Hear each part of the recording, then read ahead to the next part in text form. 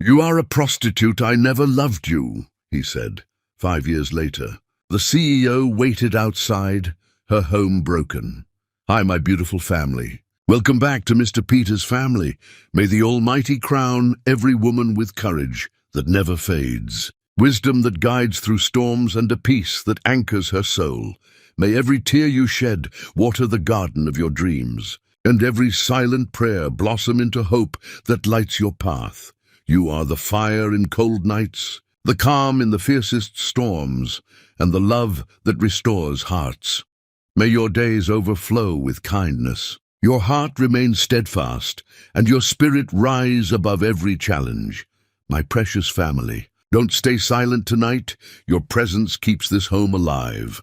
A like is a hug of encouragement. A comment is a hand reaching out in love. This is Mission 1000 likes, for every woman who fights, believes and blooms despite it all. If you carry love in your heart, like this video, if your spirit walks in faith, comment "I'm with Mr. Peter." If you want, I can craft 3 more alternate versions that feel even more extraordinary and viral while keeping your exact format and length. Do you want me to do that? The diamond ring hit the marble floor with a sound that shattered more than just silence. It destroyed the last fragment of Melanie Payne's belief that love could save her. She watched the platinum band bounce once, twice, then settle near Stephen Gibbs's Italian leather shoes, the stones catching lamplight like tears frozen mid-fall. Her hand still tingled from where he had ripped it off her finger, the motion so violent she thought he might have broken something. Perhaps he had. Perhaps everything inside her was breaking simultaneously, bones and heart and hope, all fracturing in symphony. "You are a prostitute," Stephen said, each word deliberate as a knife stroke. "I never loved you." Melanie's breath stopped. The penthouse walls seemed to press inward, oxygen vanishing from air that had held their laughter just hours before. She tried to speak, but her throat had closed around words that suddenly meant nothing. Behind Stephen, his mother Constance Gibbs stood like a sentinel of judgment, her expression carved from satisfaction and triumph. The older woman held a manila folder, thick with papers that apparently contained Melanie's entire fabricated destruction. "Stephen, please listen to me." Melanie's voice emerged broken, unfamiliar. "Whatever she told you, whatever you think you know, think I know." Stephen's laugh was acid. "I have bank statements showing deposits to your account from 17 different men. I have police reports detailing complaints filed against you for solicitation. I have photographs of you entering hotels with clients. I have testimonies from 3 separate individuals who paid you for services." The words slammed into her like physical blows. Melanie pressed both hands against her stomach, protective, desperate. She was carrying his daughters, twins growing inside her body. And this man she had loved with every particle of herself, was speaking to her like she was contamination. "None of that is real," she whispered. "Stephen, I work double shifts at the hospital. I'm a surgical nurse. You know where I am every moment. How could I possibly—" "Don't." His hand shot up, stopping her mid-sentence. "Don't insult my intelligence with more lies. My mother spent considerable resources investigating you after you refused to sign the prenuptial agreement. She discovered exactly what you are." Melanie turned toward Constance, seeing the hatred glittering in the older woman's eyes like gems. This woman had smiled at her during Sunday dinners, had complimented her homemade dishes, had kissed her cheek at holidays. All performance, all venom wrapped in politeness. "Why?" Melanie asked directly. "Why would you do this?" Constance's smile was surgical. "Your mother destroyed my reputation years ago when she exposed my personal affairs to the country club board. She cost me my position, my standing, my dignity. Did you think I would forget? Did you think there would be no consequences for her daughter daring to infiltrate my family?" The revelation struck like lightning. Melanie barely remembered her mother's involvement in some social scandal, a passing mention of standing up to powerful women who abused lesser staff. Her mother had been a housekeeper, brave and principled, now 5 years in her grave. She could not defend herself. She could not defend her daughter. And Constance had waited, patient as cancer, for the perfect moment to extract payment. "You built an entire false identity for me," Melanie said, horror spreading through her understanding. "You hired people to lie. You created documents. You manufactured evidence, all to punish me for something my mother did? Your mother was nothing," Constance replied, her voice smooth as poison. "And you are less than nothing. Stephen deserves better than a scheming girl who trapped him with pregnancy. I didn't trap anyone." Melanie's voice rose, breaking. "Stephen, please look at me. Really look at me. You know who I am. You know my heart. We've been together through everything. I would never..." "Stop talking." Stephen's command was ice. "I don't want to hear your voice anymore. It makes me sick. Everything about you makes me sick. The way you pretended to love me, the way you acted so innocent, so genuine. You're talented, I'll give you that. You almost had me completely fooled." Melanie pulled the sonogram photos from her purse with shaking hands, the images she had received that very morning. 2 perfect profiles, 2 beating hearts visible in grainy black and white. She held them towards Stephen like offerings. "Your daughters," she said, tears finally spilling. "Our daughters. They're real. They're growing. They have your chin," the technician said. "Look at them, Stephen. Please just look." He glanced at the photos with contempt. "Those babies probably aren't even mine. Given your profession, they could belong to anyone. I want a paternity test the moment they're born. And when it proves they're not my children, I want you prosecuted for attempted fraud." The cruelty was surgical, precise, designed to eviscerate. Melanie felt something fundamental dying inside her chest, something that had believed in goodness and love and the possibility of happiness. She looked at this man she had planned to marry, this man whose children she carried, and saw nothing familiar. He had become a stranger, wearing Stephen's face. "You have 1 hour," Constance announced, checking her diamond-encrusted watch. "Collect whatever you can carry and leave. The penthouse is Stephen's property. You have no legal claim here. If you're not gone within 60 minutes, I will have security physically remove you." "Stephen," Melanie tried once more, her voice barely audible. "I love you. I've only ever loved you. Whatever you believe right now, please just wait. Give me time to prove the truth. Don't throw away everything we built together." His eyes met hers, and in them she saw nothing but disgust. "I never loved you. Every moment we spent together was me tolerating your presence because I thought you were something you're not. You're trash dressed up as a lady. You're exactly what my mother said you are. Get out of my home."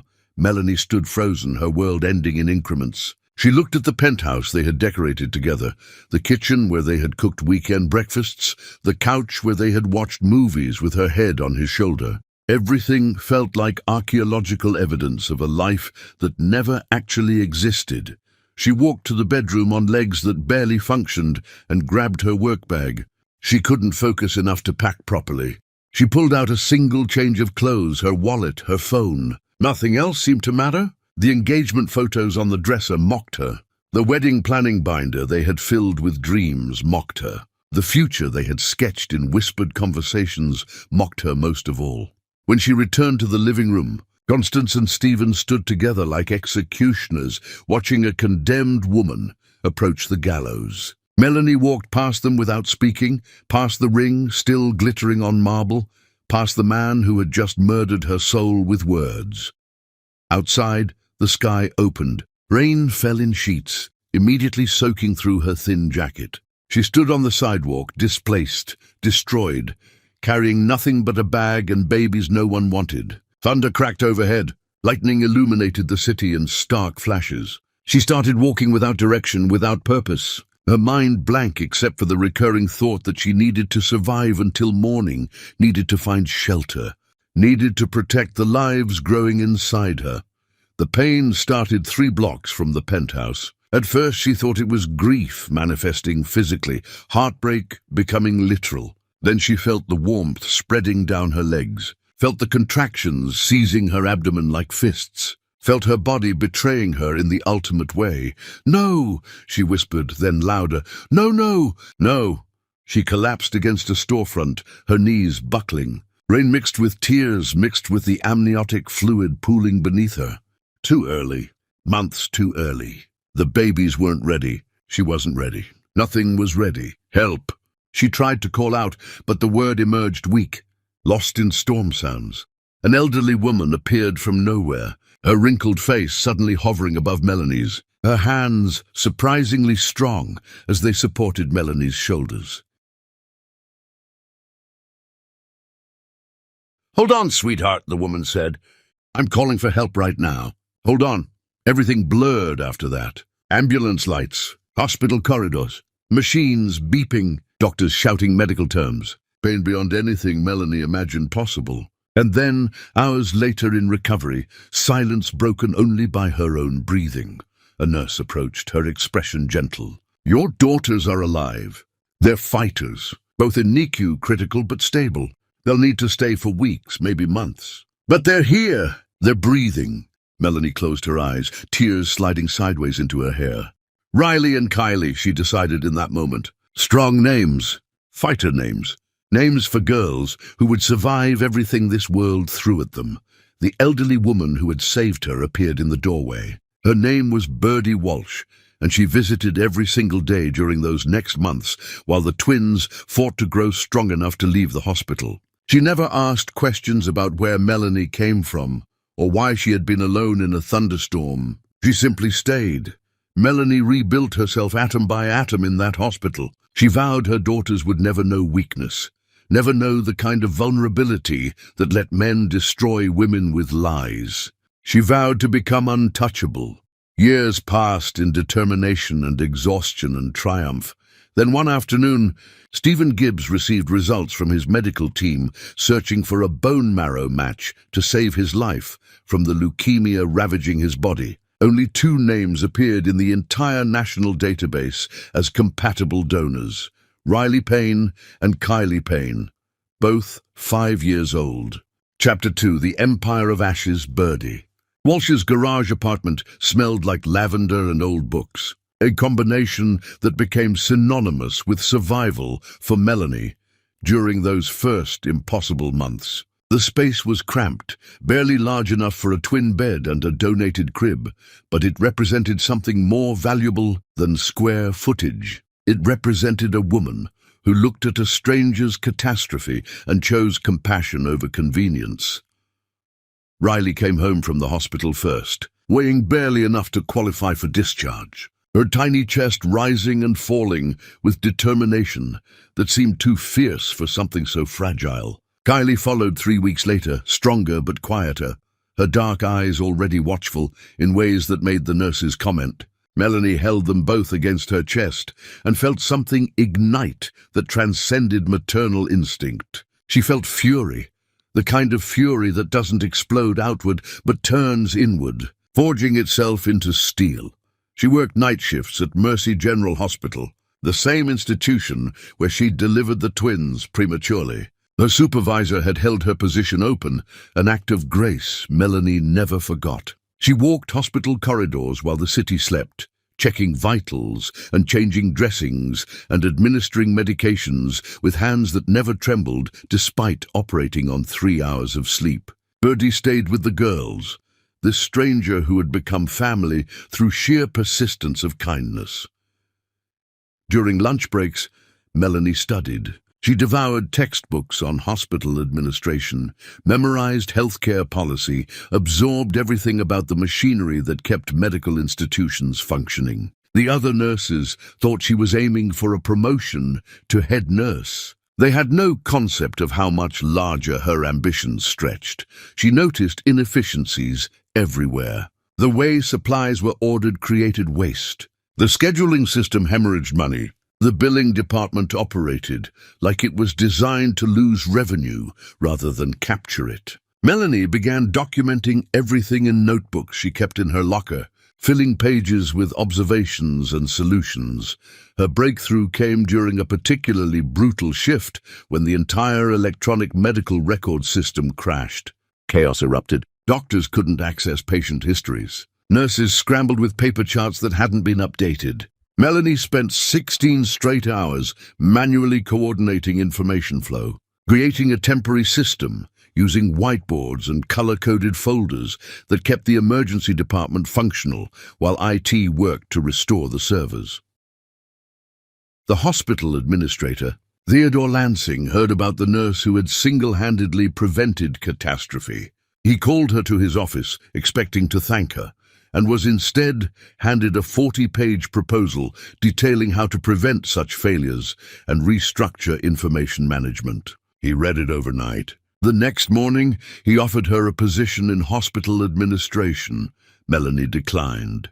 She countered with a different proposal. She wanted to overhaul their entire billing system first, prove her worth with measurable results, then discuss advancement. Theodore, a man who respected audacity, agreed. Within 6 months, Melanie had increased the hospital's revenue recovery by 18% by identifying billing errors and insurance claim issues that had been sliding through for years. Within a year, she had been promoted twice. Within 2 years, she was managing operations for 3 hospitals in the Lansing Medical Group. Within 3 years, she was director of operations overseeing their entire network. The woman who had been thrown away like garbage now made decisions affecting thousands of patients and hundreds of medical professionals. She wore designer suits that cost more than her old monthly rent. She drove a car that purred instead of rattled. She lived in a Victorian mansion that she'd bought with her own money, every dollar earned through brutal hours and relentless focus. Riley and Kylie thrived in private school, surrounded by children whose parents had never known desperation. They took piano lessons and art classes. They spoke with vocabulary that exceeded their years. They were polite and bright and utterly unaware that they'd been born into crisis, but something was missing from their lives, a particular warmth that should have existed between mother and daughters. Melanie provided everything material, attended every school function, ensured their health and education and safety. Yet when Riley reached for hugs, Melanie's embrace felt stiff. When Kylie asked questions about feelings, Melanie deflected toward facts. She had built an empire, but she lived in it behind glass. Birdie noticed, of course. The old woman had moved into a cottage on Melanie's property, an arrangement that benefited them both. She watched Melanie interact with the twins like a general managing troops rather than a mother loving children. "You're afraid," Birdie said one evening after the girls had gone to bed. Melanie was reviewing hospital reports at her dining table, barely looking up. "I'm not afraid of anything. You're terrified that if you let yourself feel too much, you'll break. So you feel nothing instead." "I feel everything necessary," Melanie replied, her pen still moving across paper. "The girls are happy, healthy, and secure. That's what matters. They're wondering why their mother doesn't laugh." The pen stopped. Melanie's jaw tightened, but she said nothing.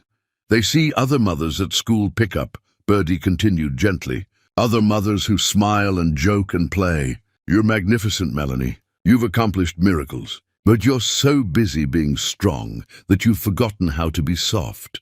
Melanie finally looked up, her expression unreadable. "Soft gets destroyed. I learned that lesson thoroughly." She returned to her reports, ending the conversation. But Birdie's words lingered like smoke, seeping into corners of Melanie's mind she preferred to keep sealed. Across the city, Stephen Gibbs was learning his own lessons about destruction. The inheritance he'd been so proud of felt hollow now. The social circles that once felt exclusive now felt suffocating. He attended charity galas and sat on boards and made decisions about manufacturing outputs. But everything tasted like ash.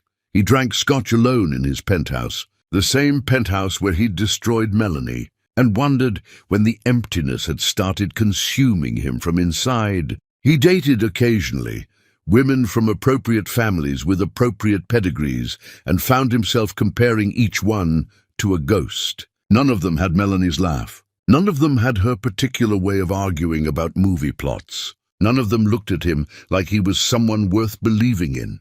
His mother remained pleased with herself, satisfied that she'd eliminated the threat to their family's dignity. She didn't notice that her son was dying slowly, poisoned by guilt, he couldn't admit, and regret he couldn't escape.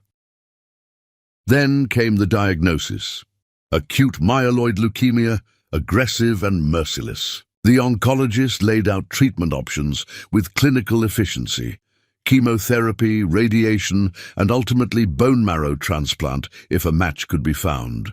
Stephen went through the treatments in a fog, his body weakening while his mind filled with strange clarity. He thought about Melanie constantly during those long infusion sessions. He wondered where she was, whether she'd survived, whether the babies had been born. He told himself he'd been right to trust his mother, but the conviction felt flimsy now, constructed from fear rather than truth. The search for bone marrow matches began. His siblings weren't compatible. His extended family yielded nothing. The national database became his last hope. The coordinator told him matches were rare, particularly for someone with his mixed heritage background. The odds weren't favorable. Weeks passed.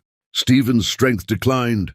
He was confined to his penthouse with home nursing care, too weak for the office, too sick for pretense. His mother visited daily, her concern genuine, but somehow making everything worse. She brought soup he couldn't eat and magazines he couldn't read, and sat beside him, offering platitudes that scraped against his conscience. Then the call came. 2 matches found, both perfect compatibility, both local, both belonging to children named Riley Payne and Kylie Payne. Stephen stared at the names on the medical report, his vision blurring. Payne, Melanie's last name. Riley and Kylie, 2 children, twins. The ages matched perfectly with when Melanie would have delivered if she'd carried to term. Though these children were listed as premature births, his hands shook as he reached for his phone, hiring a private investigator that same hour. The truth arrived 3 days later in another manila folder, this one containing his own destruction instead of hers. Everything his mother had told him was fabricated, every document forged, every testimony purchased. The investigator had tracked down the actress paid to pose as Melanie in hotel photographs. He'd found the clerk who'd filed false police reports. He'd uncovered the digital trail of payments from Constance's personal accounts, and he'd found Melanie, successful beyond measure, raising 2 daughters alone, living a life that proved everything Stephen had believed about her was a lie. He was dying, and his only hope for survival was the mercy of the woman he'd destroyed and the children he'd never met. Chapter 3: The First Wound Reopened.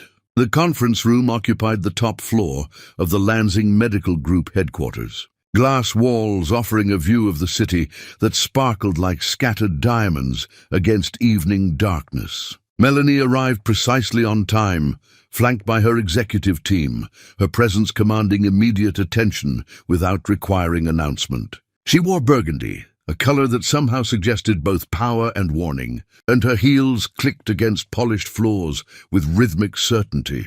Stephen was already seated across the massive table, and the sight of him created a reaction Melanie hadn't anticipated. Not rage, which she'd prepared for, but rather a dizzying sense of temporal displacement, as if the past was bleeding into the present in ways that defied physics. He looked diminished, his frame carrying less weight than she remembered, his skin holding a greyish tint that suggested illness rather than health. His suit hung slightly loose on shoulders that had once filled doorways.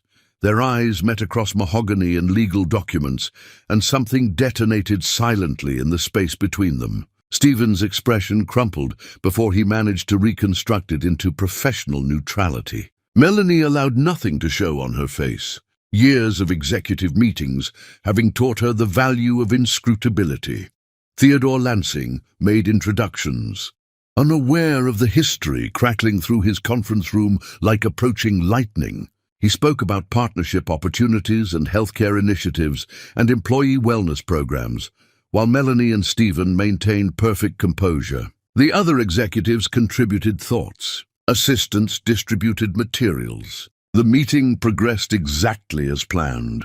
Melanie spoke when necessary, her voice clear and authoritative, discussing implementation timelines and cost structures with the ease of someone who had forgotten more about hospital operations than most people ever learned. She never looked directly at Stephen, but she felt his attention on her like heat from an open flame, constant and impossible to ignore. Stephen struggled to concentrate on anything except the transformation sitting across from him. This woman bore Melanie's features, but inhabited them completely differently. Where the Melanie he'd known had been warm and open, this version radiated controlled frost. Where that Melanie had smiled easily, this one's expression remained professionally pleasant, but emotionally distant. He wanted to interrupt the entire meeting, to demand private conversation, to explain and apologize, and beg for understanding. Instead, he forced himself to participate in discussions about health insurance coverage and preventative care protocols. The meeting lasted 90 minutes. When Theodore announced they'd reconvene in 3 days to finalize details, relief flooded through Stephen. He needed time to prepare what he would say to Melanie when they were alone. He needed to find words adequate to the magnitude of his mistakes. But Melanie gathered her materials efficiently and stood, clearly intending to leave without any personal interaction. Stephen stood as well, moving faster than wisdom suggested given his weakened state. He intercepted her path to the elevator, his team and hers creating an awkward audience. "Melanie," he said, his voice emerging rougher than intended, "could we speak privately for just a moment?" She looked at him fully for the first time, and her eyes were stranger's eyes, polite but empty of recognition beyond the professional. "I'm not sure what we'd have to discuss beyond the partnership terms, Mr. Gibbs. If you have concerns about the proposal, please direct them to my office through appropriate channels." "Mr. Gibbs," Stephen repeated, the formal address striking like a slap. "Melanie, please." 5 minutes. "That's all I'm asking. My schedule is fully committed this evening," she replied, already moving past him. "But I'm confident we can address any professional questions during our next scheduled meeting." Stephen reached out instinctively, his hand almost touching her arm before he caught himself. The nearness was enough to make Melanie pause and turn back, and for a brief instant something flickered across her carefully maintained expression. Not softness, but acknowledgement that he existed as more than a business contact. "I know what I did to you," Stephen said quietly, aware of their audience but desperate enough not to care. "I know the truth now. I know everything was a lie. Please, just give me a chance to explain what happened. Let me tell you how sorry I am." Melanie's face returned to that professional neutrality, but her words carried edges sharp enough to draw blood. "Mr. Gibbs, I'm afraid you're confusing me with someone from your past. I'm here representing the Lansing Medical Group's interests in a potential partnership with your organization. Our personal lives are entirely separate from these proceedings. I suggest you maintain that distinction." She walked away then, her team following, leaving Stephen standing in the conference room feeling like he'd been gutted. His assistant approached hesitantly, asking if he needed anything. Stephen shook his head, unable to speak, watching through glass walls as Melanie stepped into the elevator without looking back. Over the following weeks, the partnership negotiations continued. Melanie maintained her professional distance with such consistency that Stephen began to wonder if he'd imagined any history between them. She discussed data and contracts with the same neutral efficiency, whether he was in the room or not. Her team treated him cordially, unaware that their boss had any connection to him beyond business. Stephen learned about her life through observation and discreet questions directed at mutual professional contacts who saw no harm in discussing the impressive director of operations. He learned about her rise through hospital administration. He learned about her reputation for brilliant strategy paired with emotional coldness. He learned she lived alone with her daughters in a Victorian mansion and dated rarely, if at all. He learned she was considered one of the most successful healthcare administrators in the region despite her youth. What he couldn't learn was how to reach her. Every attempt at private conversation was deflected. Every personal comment was met with professional redirection. She had built a fortress around herself, and Stephen had no idea how to breach walls constructed specifically to keep out people like him. His illness progressed during this time, his body weakening despite aggressive treatments. The doctors urged him to expedite the bone marrow transplant discussions. His time was running out, yet Stephen couldn't bring himself to make the next move. Couldn't figure out how to tell Melanie that he needed her daughters to save him when he'd rejected those same daughters' existence 5 years earlier. During the final contract signing meeting, papers were spread across the conference table ready for signatures. The partnership was done, negotiated successfully, mutually beneficial. Champagne was poured, congratulations exchanged. Melanie signed her name with elegant efficiency and began gathering her materials to leave. Stephen's phone buzzed. His doctor's name appeared on the screen with a message marked urgent. He excused himself to the hallway and read the text that changed everything. The genetic testing results had been entered into the National Donor Database. 2 perfect matches existed for his bone marrow transplant, Riley and Kylie Payne. The system had automatically flagged them as potential donors and would be sending official contact letters to their guardian. Stephen's legs went weak.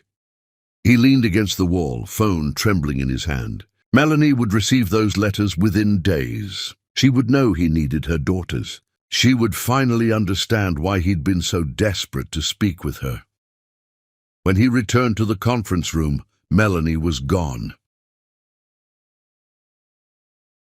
Chapter 4. The Truth That Destroys Twice. The letters arrived in identical white envelopes, official and clinical, requesting that the guardians of Riley Payne and Kylie Payne contact the National Marrow Donor Program regarding a potential match for an urgent transplant case. Melanie found them in her mailbox on a Tuesday evening, sandwiched between grocery store flyers and a magazine subscription. She stood in her driveway holding them, the autumn air sharp against her face, and felt reality tilt sideways. Riley and Kylie were upstairs finishing homework, their voices drifting through open windows as they argued good-naturedly about something insignificant. Normal childhood sounds, safe sounds. Melanie looked at the envelopes and understood immediately that normalcy was about to detonate. She didn't open them right away. Instead, she walked through her house, touching familiar surfaces, grounding herself in the life she'd built. The kitchen where she made the twins breakfast every morning, the living room where they watched movies on Friday nights, the office where she worked late after they were asleep. Everything solid, everything real, everything she'd constructed from absolute zero. Finally, in her bedroom with the door locked, she opened the first envelope. Medical jargon filled the page, but certain phrases jumped out with violence. Urgent need, perfect genetic match, life-saving procedure. The patient information was confidential, but Melanie didn't need a name to understand. She'd seen Stephen in that conference room. She'd noticed the weight loss and the coloring and the way he moved carefully, like someone whose body was betraying them. The second envelope contained identical information for Kylie.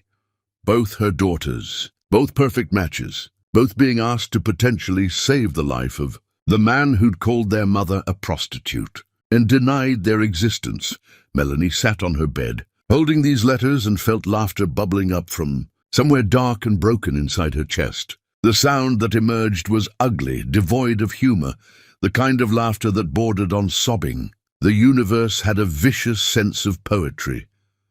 She spent that night researching bone marrow donation procedures for pediatric donors, reading medical journals and clinical studies until her eyes burned. The procedure was relatively safe, performed under general anesthesia, with recovery times usually measured in days rather than weeks. The risks were minimal but present: infection, reaction to anesthesia, pain, discomfort, nothing catastrophic. But her daughters would be sedated and subjected to needles piercing their bones to extract marrow that someone else needed to survive. Dawn arrived and found Melanie still awake, her mind calculating angles and consequences. She could refuse. The letters requested contact but couldn't compel it. She could throw them away and pretend they never arrived. Stephen would die, and her daughters would never know they could have saved him. That option held a certain dark satisfaction, revenge achieved through inaction. But Riley and Kylie would eventually learn the truth. Medical records existed. Genetic databases kept permanent records. Someday, somehow, her daughters would discover they'd been matches for someone who died, and they would ask their mother why she'd prevented them from helping. How would she explain that their potential recipient had also been the biological father who'd rejected them? How would she justify withholding their chance to save a life? Melanie had rebuilt herself on principles of strength and control, but this decision transcended personal vendetta. This was about the kind of people she wanted her daughters to become, the kind of values she wanted to instill. If she taught them that withholding mercy was acceptable when someone had wronged you, what exactly was she creating? She called the number on the letters that morning, speaking to a coordinator who explained the next steps with practiced efficiency. Yes, she would bring Riley and Kylie for preliminary testing. Yes, she understood the process. Yes, she would need to discuss this with the potential recipient. The coordinator gave her Stephen's name officially. "The patient is Stephen Gibbs," she said, unaware of the nuclear bomb she'd just detonated. "He's been informed you've been contacted. He's asked if he could speak with you before any testing proceeds. He says there's history between you that needs to be addressed." "Tell Mr. Gibbs," Melanie said, her voice ice and iron, "that I'll agree to testing for my daughters, but there are conditions he will accept before any procedure occurs." That evening, she sat Riley and Kylie down at the kitchen table with hot chocolate and gentle words. She told them a man was very sick, so sick he might die without help. She explained what bone marrow was and why sharing it could save lives. She made the medical procedure sound like an adventure rather than something scary. Both girls listened with wide eyes, Kylie thoughtful and Riley immediately enthusiastic. "We can really save someone?" Riley asked, her voice filled with that particular childhood belief in heroism. "You might be able to," Melanie confirmed, her heart cracking despite her careful control. "But I need you to understand this is a choice. No one can force you. If you're scared or uncomfortable, that's okay. The decision is yours." "I want to help," Riley declared immediately. Kylie studied her mother's face, reading things that shouldn't be visible there. "Who is the sick man, Mommy?" Melanie had prepared for this question, rehearsing the answer in her mind. "Someone I knew a long time ago, before you were born. We're not friends anymore, but his life matters, and you two might be the only people who can save him." "Is he a good person?" Kylie pressed. The question pierced something essential in Melanie's chest. She could lie. She could manipulate her daughter's decision by painting Stephen as villain or victim. Instead, she chose brutal honesty. He made terrible mistakes that hurt people, but he's still a human being who deserves a chance to live and possibly become better. Riley and Kylie agreed to testing without hesitation, motivated by uncomplicated childhood morality that saw saving lives as obviously correct. Melanie scheduled the appointments for that same week, moving with characteristic efficiency despite the emotional chaos. 3 days later, she stood outside Stephen's apartment building at dusk, having finally agreed to meet him before the testing began. Her lawyer had already drafted documents for Stephen to sign, legal paperwork that would permanently sever any parental rights, that would prevent him from ever claiming connection to Riley and Kylie, that would protect her daughters from him in every way that mattered. She pressed the buzzer, and Stephen's voice came through the intercom, thick with emotion. "Melanie, I'm here," she confirmed, her tone businesslike. "Are you going to let me in, or should we conduct this conversation via speaker?" The door unlocked with a buzz. Melanie climbed stairs to the 3rd floor, noting the building's ordinariness. This wasn't the luxury penthouse where Stephen had destroyed her. This was a standard apartment in a decent but unremarkable neighborhood. She filed the observation away, unsure what it meant. Stephen opened his door before she could knock, and seeing him up close shocked Melanie despite her preparation. He looked like he was dying, which of course he was, but confronting that reality felt different than reading about it in medical letters. His skin held that particular pallor that suggested illness had moved into his bones. His eyes were sunken, shadowed. He'd lost significant muscle mass, his body consuming itself. "Thank you for coming," he said, stepping aside to let her enter. Melanie walked into his apartment and noted the absence of luxury. Second-hand furniture, bare walls except for a few simple prints. Nothing ostentatious, nothing resembling the wealth he'd been born into. She turned to face him, her expression revealing nothing, and pulled the legal documents from her bag. "These are my terms," she said without preamble. "You'll sign away all parental rights permanently and irrevocably. You'll never attempt to contact Riley or Kylie directly. You'll never tell them you're their biological father. All medical procedures will occur at my hospital with my chosen medical team. You'll pay all expenses related to their care and recovery. After the transplant, you'll disappear from our lives completely and permanently. If you agree to these terms, I'll allow the testing to proceed. If you don't, we end this conversation now." Stephen took the documents with shaking hands and sat down on his couch, reading carefully despite obviously struggling to focus. When he finished, he looked up at Melanie with eyes that held too much emotion for her to comfortably witness. "I'll sign anything," he said. "I'll agree to everything. But before I do, I need you to know the truth about what happened. I need you to understand that I was lied to, that my mother fabricated every piece of evidence against you, that I've spent years hating myself for believing her." "I don't care," Melanie interrupted. "Your motivations and regrets are irrelevant to me. I'm here because my daughters are good people who deserve the chance to help save a life. That's the beginning and end of my interest in this situation." "Melanie, please," Stephen's voice broke. "I know I don't deserve your forgiveness. I know what I said to you was unforgivable. But those babies, Riley and Kylie, they're mine, aren't they? They're the daughters I rejected, the daughters I called into question, the daughters I've never met." Melanie's face remained granite. "Sign the papers, Stephen." He signed them all, his hand moving mechanically across pages, his signature looking weak and wavering.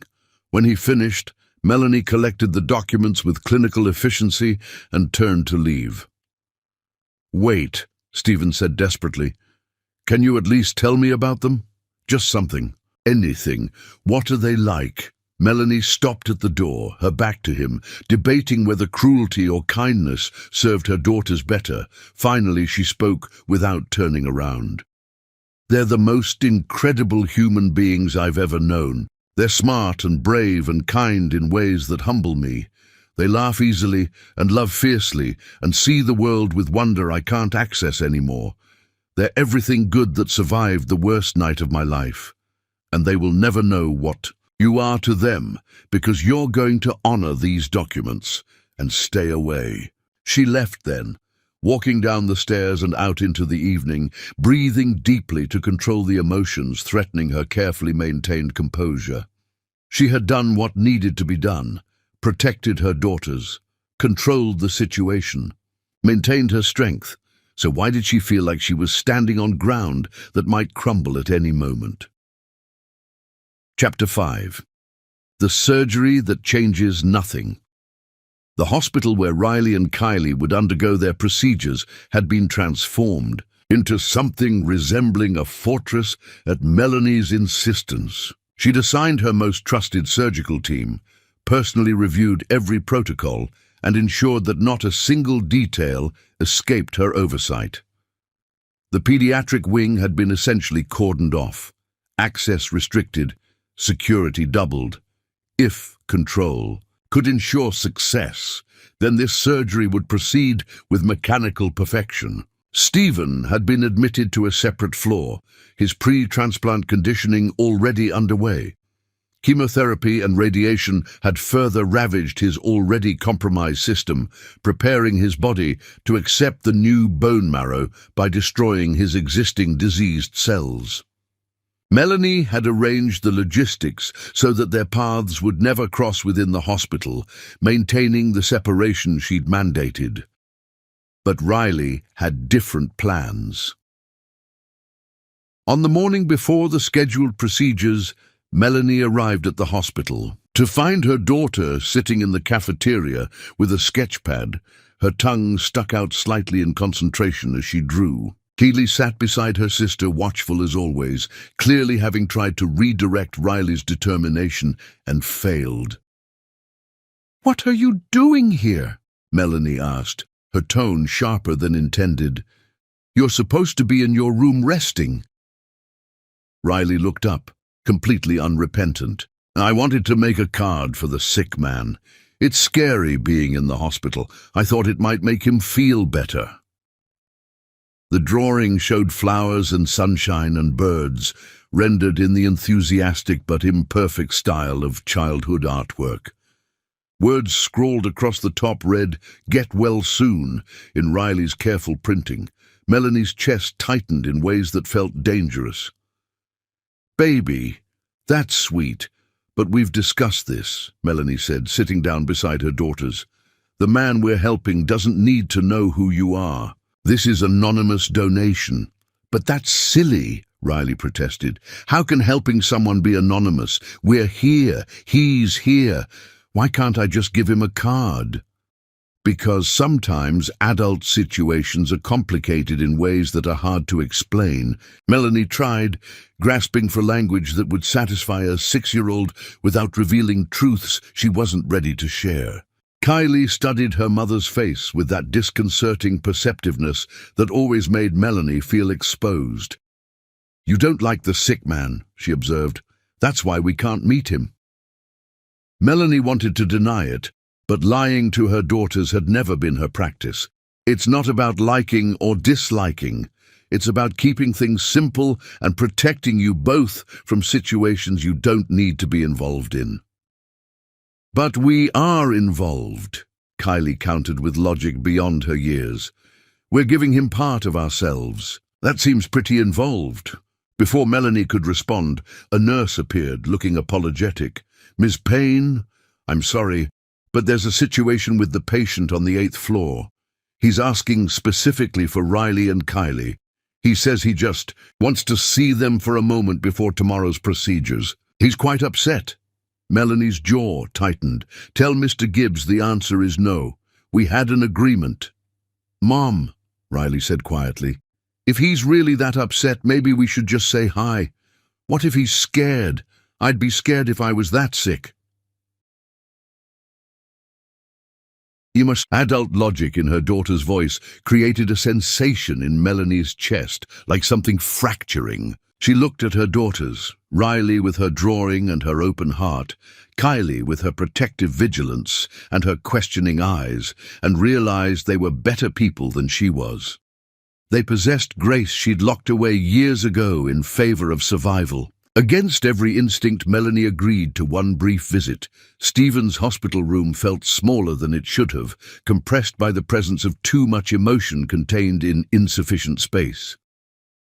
He sat propped in his bed, connected to various monitors and IV lines, his appearance shocking despite Melanie's preparation. The treatments had stripped away any remaining pretense of health. He looked like a man at the edge of existence, held in place by medical intervention and desperate hope.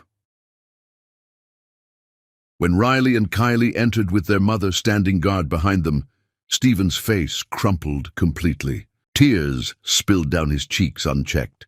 He tried to speak and couldn't, his throat working around words that refused to emerge. He simply stared at these two girls, their faces containing echoes of his own features mixed with Melanie's, their presence in his room feeling like hallucination except for their absolute solidity. Riley, moved by instinct toward suffering, approached his bedside without fear. "Don't cry," she said gently. "Crying makes being sick worse. That's what Mommy always tells us." "You're so beautiful," Stephen managed, his voice wrecked. "Both of you. You're the most beautiful thing I've ever seen." Kylie hung back, still watching, still evaluating. "Are you very scared?" she asked directly. Stephen nodded, unable to construct defensive lies in the presence of such straightforward questioning. terrified, he admitted. We're a little scared too, Kylie confessed, but Mom says the doctors are the best and we trust her. She wouldn't let anything bad happen to us. The acknowledgement of Melanie's role, spoken with such complete faith, created a moment of unbearable awareness. Stephen looked at Melanie standing in the doorway, her expression carefully neutral, and understood exactly what she'd built while he'd been drowning in guilt. She'd become everything, protector and provider, and the single pillar holding up these children's entire world. Riley pulled out her drawing and placed it on Stephen's bedside table. I made this for you, to help you feel braver. Stephen picked up the card with trembling hands, studying the flowers and birds and sunshine like they were sacred texts. This is the most wonderful gift anyone has ever given me, he said, meaning it absolutely. I'm going to keep this forever. Forever is a long time, Riley said seriously. But if you get better, maybe you can see us again sometime? Mummy says we can't, but maybe she'll change her mind if you get well. Melanie intervened then, her voice gentle but firm.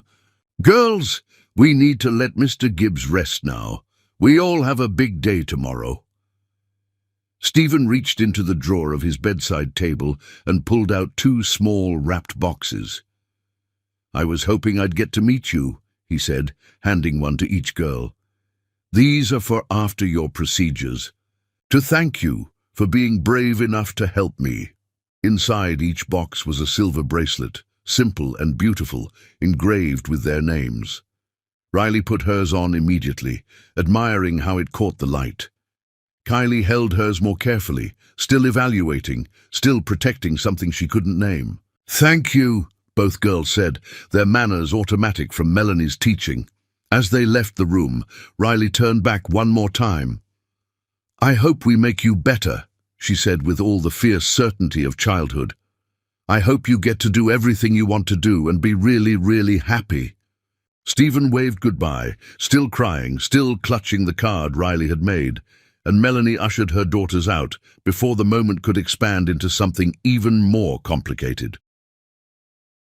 The surgery day arrived with clinical efficiency. Both procedures were scheduled simultaneously in adjacent operating rooms. Melanie split herself between them, her scrubs and surgical mask hiding everything except her eyes as she watched the team's work. Riley's extraction went smoothly, the needles penetrating her hip bones and withdrawing marrow with practiced precision. Kylie's followed identically, both girls unconscious and peaceful, unaware of the gift they were giving. Stephen's transplant began hours later after the marrow had been processed and prepared. Melanie watched through observation windows as the medical team infused her daughter's bone marrow into his bloodstream, watched the bags empty and the cells enter his body and begin their work. The procedure itself was anticlimactic, just transfusion, nothing more, but the implications were enormous. Recovery proceeded according to expectations. Riley and Kylie woke up sore but resilient, their bodies bouncing back with characteristic childhood vigor. Within days, they were walking the hallways, annoying the nurses with questions and demanding to return home. Stephen's recovery was slower, more tentative, his body still fighting the battle between rejection and acceptance as the new marrow attempted to establish itself in his bones. Melanie visited Stephen's room once during his isolation period, maintaining the clinical distance of a hospital administrator checking on procedures within her facility. He lay behind plastic barriers, protected from infection, his body stripped of immune function and waiting to see if the transplant would take. The girls are fine, she told him through the barrier. They're recovering perfectly. They'll be discharged tomorrow. Thank you, Stephen said, his voice weak but sincere, for everything, for letting them help me, for bringing them to see me, for giving them life at all. Melanie said nothing, just turned to leave. I dream about them, Stephen continued, stopping her. Every night since I met them, I dream about all the moments I missed. First words, first steps, first everything. I dream about being there for them, and then I wake up and remember I have no right to any of it. You don't, Melanie confirmed, her voice without inflection.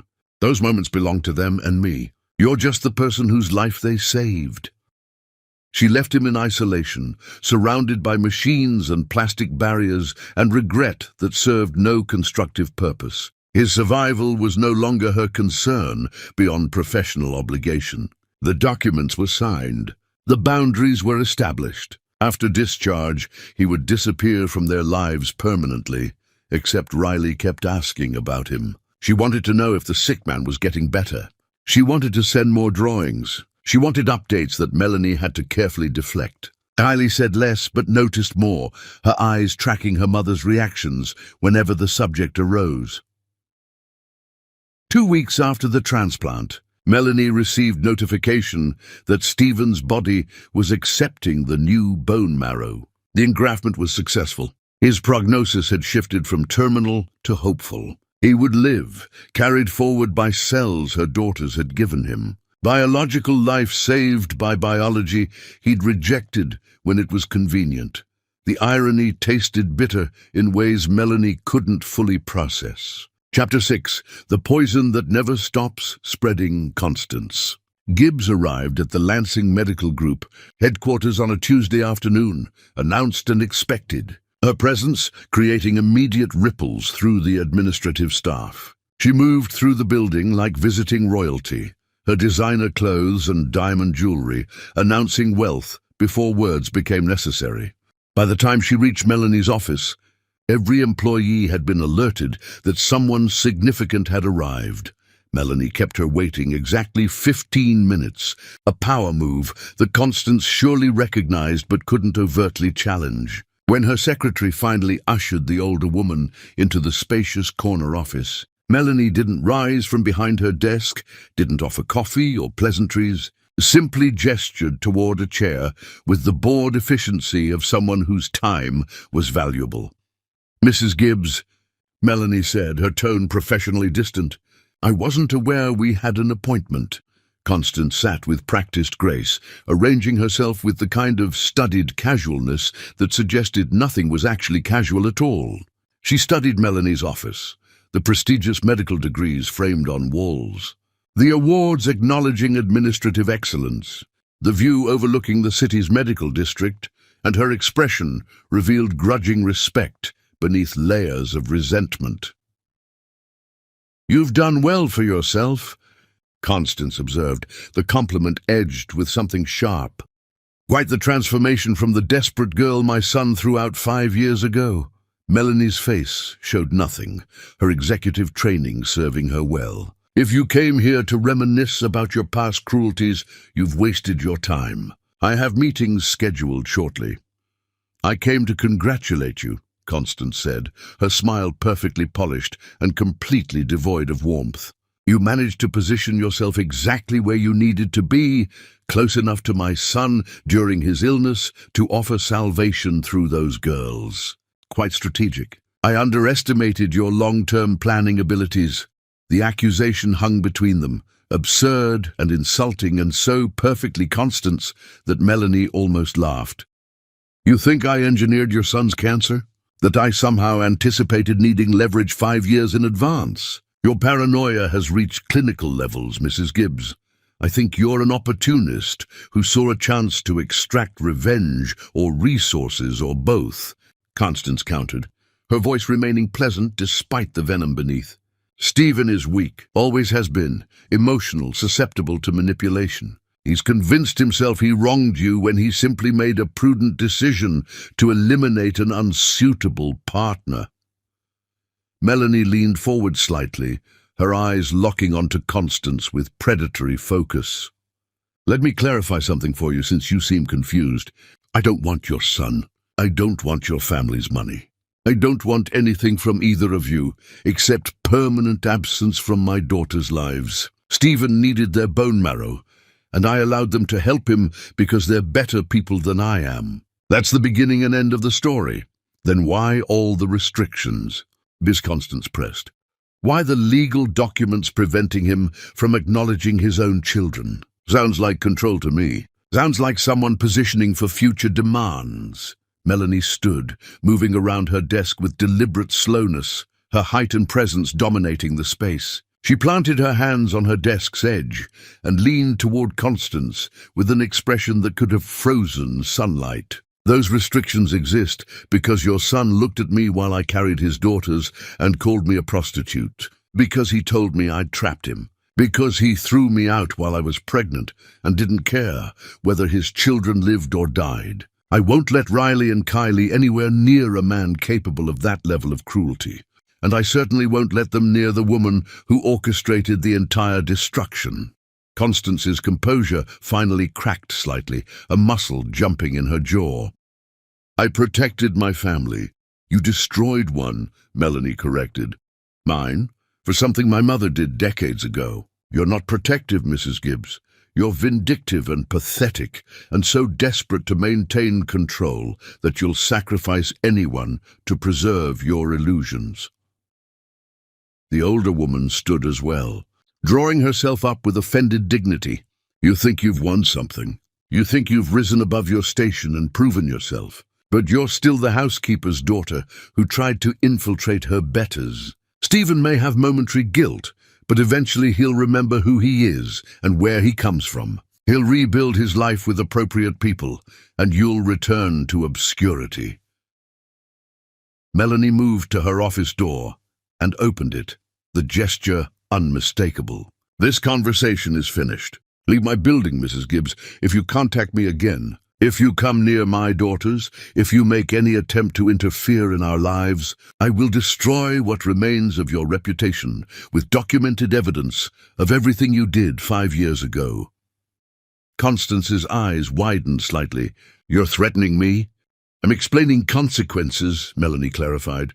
I have the actress you hired to pose as me in those hotel photographs. I have the clerk who filed false police reports. I have bank records showing payments from your accounts. I have testimony and documentation and evidence enough to prove fraud and defamation. They've held on to all of it, just waiting to see if you'd be foolish enough to reappear in my life.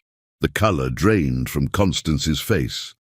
Stephen doesn't need to know any of this. He's recovering. The stress could... Stephen already knows, Melanie interrupted.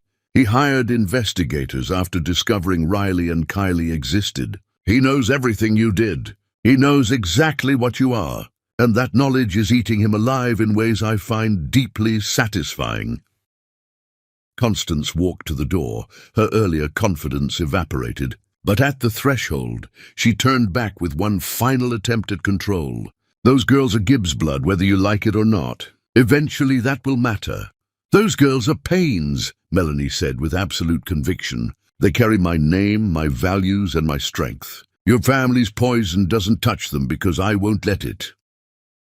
After Constance left, Melanie returned to her desk and sat heavily, her hands trembling slightly despite her maintained composure. The confrontation had required more energy than she'd anticipated, stirring up emotions she'd worked hard to bury. She pressed her palms against her eyes, breathing deeply, reconstructing the walls that felt suddenly fragile.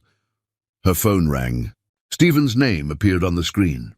Melanie considered ignoring it, but curiosity overcame her better judgment. "What do you want?" she answered. "My mother just called," Stephen said, his voice carrying a mixture of anger and exhaustion.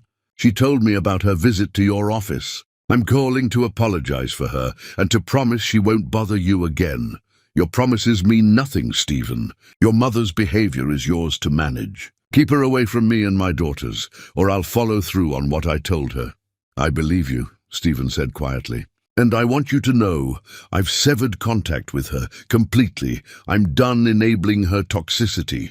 I'm done pretending her actions were somehow protective rather than destructive."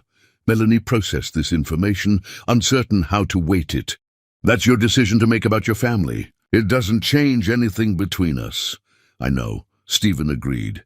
"But I wanted you to hear it from me. I'm trying to become someone different. Someone who would have believed you 5 years ago. Someone who would have stood up to his mother instead of letting her poison everything I touched."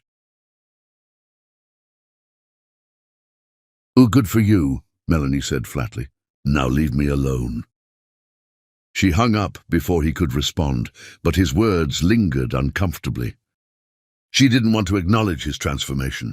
She didn't want to believe people could change that fundamentally. Accepting that possibility meant confronting the reality that she'd frozen herself in trauma while the world around her kept moving. That evening, she found Riley trying on her silver bracelet again, admiring how it caught lamplight. "Mom, do you think the sick man is all better now?" "He's recovering," Melanie confirmed carefully. "The doctors say he's doing well." "Good," Riley said with satisfaction. "I'm glad we could help him. It feels nice to help people." Melanie pulled her daughter close, breathing in the scent of her shampoo, feeling the warmth of her small body. "You're an incredible person, Riley. You and your sister both. I'm so proud of who you are. Can we meet him again sometime?" Riley asked.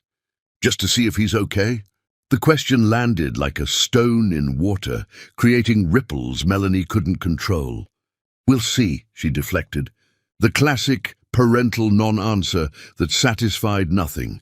But as Riley drifted off to sleep that night, bracelet still on her wrist, Melanie stood in the doorway watching and wondered whether the walls she'd built were protecting her daughters or imprisoning them. Whether strength meant never bending or knowing when rigidity would cause more damage than flexibility. She had no answers, only the same tight control she'd maintained for years and a growing sense that something fundamental was shifting beneath her carefully constructed foundation. Chapter 7. The counted man who lives outside her gates. Stephen's recovery progressed with medical efficiency but emotional complexity that defied clinical charts. His body accepted the bone marrow transplant with surprising enthusiasm, his blood counts rising steadily, his energy returning incrementally. Within months, he was discharged from intensive medical supervision, cleared to resume normal activities with continued monitoring. Physically, he was healing. Mentally, he remained fractured in ways that couldn't be measured by blood tests. He sold his remaining stake in what had been Gibbs Manufacturing, the final severance from his family's legacy. The money felt like an ending rather than a beginning. Wealth, accumulated through generations of work, he could no longer pretend mattered. He donated significant portions to medical research and organizations supporting single mothers, attempting to convert inherited privilege into something useful. Then he did something that shocked everyone who knew him. He enrolled in a social work program at the local university, starting as a mature student among people half his age. His classmates couldn't understand why someone with his background would choose such challenging and undercompensated work. Stephen didn't explain that he was trying to learn how to see suffering without looking away, how to help without condescension, how to become someone who might deserve a second chance he knew he'd never receive. But his healthiest habit warred with his most destructive one. While Stephen built a new life during daylight hours, he spent evenings existing in Melanie's orbit like a ghost, unable to leave the place it died. He told himself he just wanted to see the daughters who'd saved him, just wanted to ensure they were thriving, just needed proximity to the miracle that had given him life. The truth was more complicated and more pathological. He knew Riley and Kylie's school schedule. He knew they attended Willowbrook Academy, that they wore navy uniforms with the school crest, that they were in first grade now. He found himself parking near the school during afternoon dismissal, watching from inside his car as they emerged, laughing and talking. Riley was always more animated, her hands gesturing as she told stories. Kylie walked slightly behind, watchful, occasionally interjecting calmer observations. Stephen never approached them, never violated the legal boundaries Melanie had established. But he watched, and the watching became an addiction he couldn't break. He saw them at the park on Saturday mornings, recognized the pattern after observing 3 consecutive weekends. They came with Birdie Walsh, the elderly woman who clearly served as their grandmother figure, and they played on equipment with the fearless energy of childhood. He sat on benches far away, pretending to read books he never actually processed. his attention entirely consumed by these two girls who carried his genetic code and nothing else of him. Melanie noticed immediately. Her security system tracked his vehicle, appearing repeatedly near her property. Her contacts at the school mentioned a man sitting in a car during dismissal. Theodore Lansing asked carefully if there was a problem with Stephen Gibbs, because he'd been observed at several locations where Melanie frequented. She could have obtained a restraining order easily. Should have, probably. But something stopped her. Perhaps it was the satisfaction of watching him suffer. Perhaps it was understanding that his punishment was self-inflicted and therefore more meaningful than anything she could legally impose. Perhaps it was simply exhaustion from maintaining rage for so long. Whatever the reason, Melanie allowed Stephen to exist in their periphery, present but never touching, seeing but never connecting. Her decision to tolerate his presence didn't mean she trusted it. She increased security around the girls, ensured they were never unsupervised in public spaces, and maintained constant awareness of their surroundings. But she didn't confront Stephen, didn't force his removal, didn't take the legal actions available to her. Riley noticed him first, of course. She had her father's observational skills, even if she knew nothing about their connection. "There's a man at the park who's always there when we are," she mentioned casually one afternoon. "He just sits and reads. He seems sad." Melanie's blood went cold despite expecting this eventually. "Has he ever talked to you?" "No, never," Riley confirmed. "He's just there. Kylie thinks he's lonely." "He probably is lonely," Kylie added quietly. "He looks like someone who lost something important." Melanie processed her daughter's observations, disturbed by their perceptiveness. "If that man ever approaches you, ever tries to talk to you, you come find me immediately. Understand?" Both girls nodded solemnly, sensing the seriousness beneath their mother's calm tone. They knew their mother's protective instincts bordered on fierce, that crossing certain boundaries would trigger responses they'd never witnessed, but could somehow feel waiting. Stephen's transformation continued in other ways. He started volunteering at a crisis center for men dealing with substance abuse and domestic violence, using his own story as cautionary tale about the dangers of unchecked privilege and unexamined assumptions. He spoke at schools about the importance of questioning authority, even parental authority, about thinking independently rather than accepting prejudice. He wrote articles for local publications about accountability and change, his byline becoming associated with difficult conversations about class and power.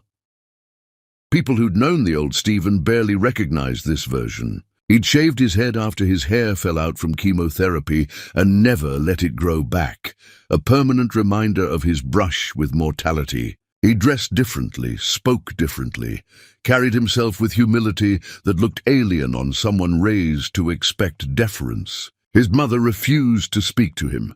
His former social circle had largely abandoned him, and his isolation was complete except for the students and colleagues and suffering people who comprised his new world.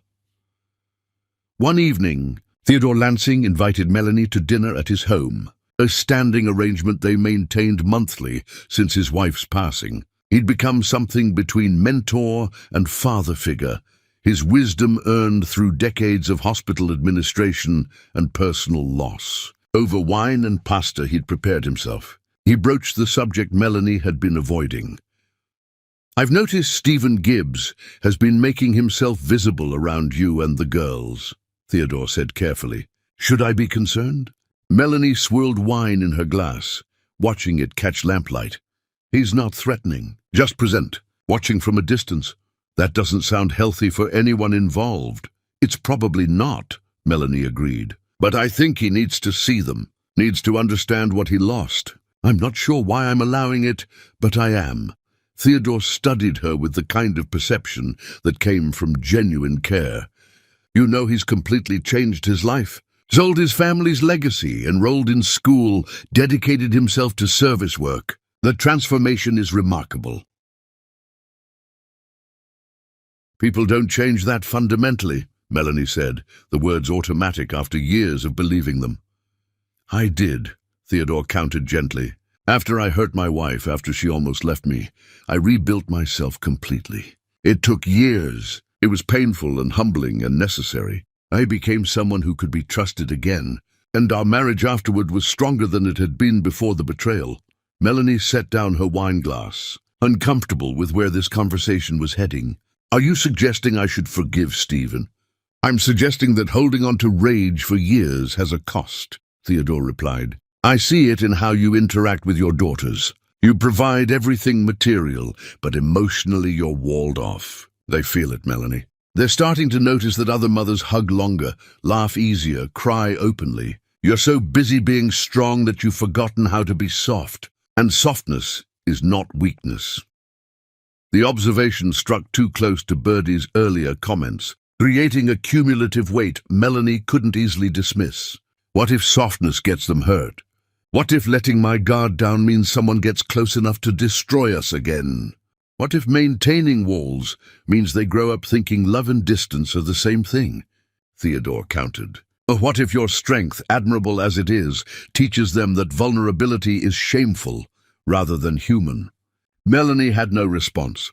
She finished her wine in silence, while Theodore gracefully changed subjects, but his words followed her home and settled into the spaces she usually filled with work and determination. That night, she found Riley crying quietly in her room, unusual for her typically cheerful daughter. When Melanie asked what was wrong, Riley looked up with eyes that seemed far too old for her face. Do you love us, Mom? The question detonated something in Melanie's chest. Of course I love you, more than anything in the world. Why would you even ask? Because you never say it, Riley explained, wiping tears with her pajama sleeve. And you don't hug us the way other moms hug. You pat our backs instead. And you never cry or laugh really hard or seem happy. You just seem busy. Melanie sat on Riley's bed, feeling like she'd been struck. She pulled both her daughters close.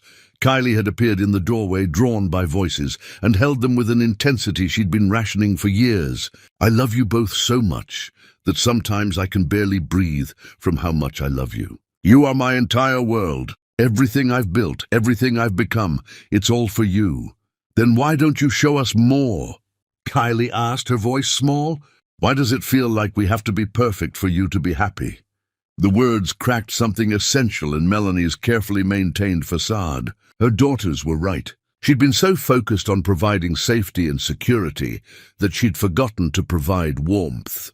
She'd given them everything except the thing they needed most, a mother who could show emotion without fear that feeling too much would break her again. She spent that night lying awake.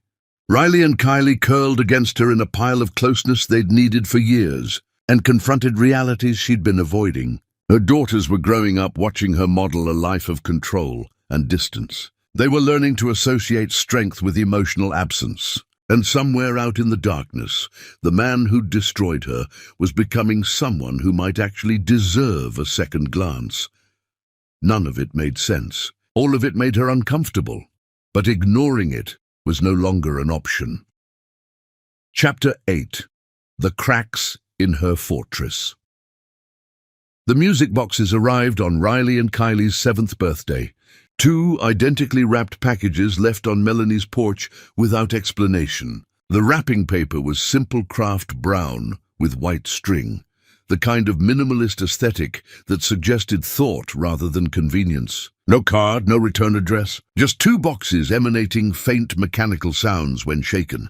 Melanie stood in her foyer holding them, knowing immediately who'd sent them, despite the anonymity. She could dispose of them before the girls woke up, maintain the boundaries she'd established, prevent this intrusion into their carefully managed existence. But Riley appeared at the top of the stairs, her hair sleep-mussed, her face lighting up at the sight of wrapped presents. "Are those for us?" she called, already descending with the energy of a child on her birthday. Kylie followed more slowly, her watchful nature making her pause to read her mother's expression before fully committing to excitement. She'd inherited that particular skill from Melanie herself, the ability to sense emotional undercurrents others missed. "They were left on the porch," Melanie said carefully. "I'm not sure who sent them, but Riley had already claimed one box, tearing into wrapping paper with enthusiastic abandon. Inside was a wooden music box, handcrafted from what looked like cherry wood, its surface smooth and perfectly finished. A small ballerina stood on top, delicate and precise. When Riley wound the key on the bottom, music began. A melody Melanie recognized immediately because it bypassed her rational mind and struck directly at memory. It was the song she used to hum while pregnant, a lullaby her own mother had sung to her, a tune she'd often found herself unconsciously repeating during those months when Stephen had still loved her, or when she'd believed he loved her. Before everything shattered, Kylie opened her box to find an identical music box, the twin to Riley's, the ballerina spinning in synchronized time to the same haunting melody. Both girls were enchanted, winding their boxes repeatedly, watching the figurines pirouette, unaware their mother had gone rigid with memory. "These are beautiful," Riley breathed. "Who do you think sent them?" "Probably Birdie," Melanie lied, her voice not quite steady. "She loves surprising you both." But Birdie appeared in the kitchen doorway with her own wrapped gifts, looking confused. "Those aren't from me, dear, though they're lovely. Whoever made them put real craftsmanship into the work." The girls didn't pursue the mystery, too absorbed in their new treasures to worry about provenance. But Melanie spent the day distracted, the melody from those music boxes threading through her thoughts like an unwelcome ghost. Stephen had remembered. After all these years, he'd remembered what she hummed, what brought her comfort, what she'd shared with the daughters he'd rejected. That evening, after cake and presents and the exhausted satisfaction of celebrated childhood, Birdie found Melanie alone in the kitchen washing dishes with unnecessary force. "You know who sent them," Birdie observed, not quite a question. "I suspect," Melanie admitted. "And it's bothering you. It's invasive. It's crossing boundaries. It's thoughtful," Birdie interrupted gently. "It's remembering something personal and using it to bring joy to children he's not allowed to know. You can be angry about many things Stephen Gibbs has done, Melanie, but being angry about kindness makes you look like you're searching for reasons to maintain walls." Melanie turned to face the older woman, her frustration evident. "What am I supposed to do? Forgive him? Pretend the past didn't happen? Let him waltz back into our lives like the last 7 years were some unfortunate misunderstanding?" "I'm not suggesting any of that," Birdie replied calmly. "I'm suggesting you might be exhausting yourself by holding a defensive position against someone who stopped attacking. He's not trying to take your daughters. He's not demanding rights or recognition. He's existing quietly at a distance and occasionally sending anonymous gifts. That's not warfare. That's penance." "I don't want his penance," Melanie said, but the words felt hollow. "Then what do you want?" Birdie pressed. "And I mean really want, not what you think you should want or what feels safest. What would actually let you breathe easier?" Melanie had no answer. She'd spent so many years knowing exactly what she wanted. Security, success, protection for her daughters, impenetrable walls around her heart. But somewhere along the way, those goals had shifted from aspirations to prisons, structures she'd built that now confined her as much as they defended her. The following weeks brought subtle shifts in Melanie's carefully controlled existence. She noticed herself hugging Riley and Kylie longer, lingering in their embrace rather than pulling away after perfunctory contact. She started laughing at their jokes instead of just smiling politely. She cried during a movie they watched together, actually cried instead of maintaining composure, and the girls looked shocked and then deeply satisfied, as if witnessing their mother's tears confirmed something essential they'd been questioning. Work continued demanding her attention, but Melanie found herself delegating more, leaving the office earlier, prioritizing presence over productivity in ways that would have been unthinkable months earlier. Theodore noticed and approved, commenting that she seemed lighter somehow, less like she was carrying the entire hospital system on her shoulders alone. But the shifts in her personal life collided with continued reminders of Stephen's presence. She saw him at a hospital fundraiser she couldn't avoid, watching from across the room as he spoke earnestly with a group of trauma counselors. He looked healthier now, having regained weight and color, his appearance no longer broadcasting illness. But he also looked different in ways that transcended physical recovery. He carried himself without the unconscious arrogance that used to define him, his body language suggesting someone who'd learned to occupy space without demanding it. Their eyes met once across the crowded room, and Stephen raised his glass slightly in acknowledgement before turning away, not pursuing contact, not forcing conversation, just existing in the same space without making it about her. Melanie watched him leave early, presumably to avoid making her uncomfortable, and felt something complicated twist in her chest. On the drive home, she had to pull over because her hands were shaking. She sat in her car at a gas station, gripping the steering wheel, trying to understand what she was feeling. It wasn't attraction. She refused to let it be attraction. But it wasn't quite hatred anymore either. The rage that had sustained her for 7 years had burned itself out, leaving behind something more complex and difficult to navigate. She realized, with a kind of horrified clarity, that she no longer knew who Stephen was. The man who'd destroyed her was gone, replaced by someone she didn't recognize. And not knowing him meant she couldn't predict him, couldn't control him, couldn't categorize him neatly into the villain role that had been so comforting. Riley's school project arrived like a grenade, lobbed into Melanie's carefully managed equilibrium.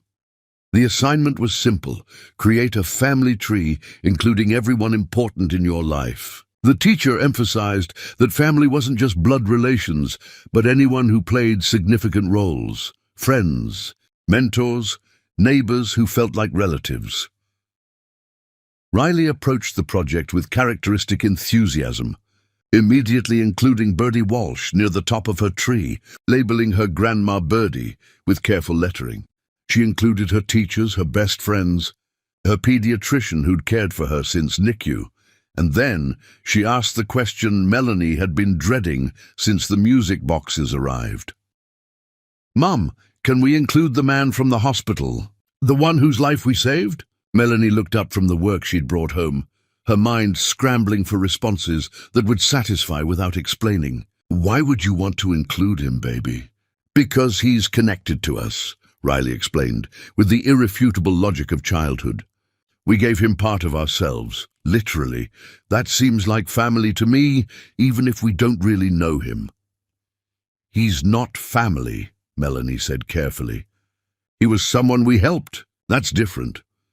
"But you always tell us that helping people creates connections," Kylie interjected, appearing with her own family tree draft.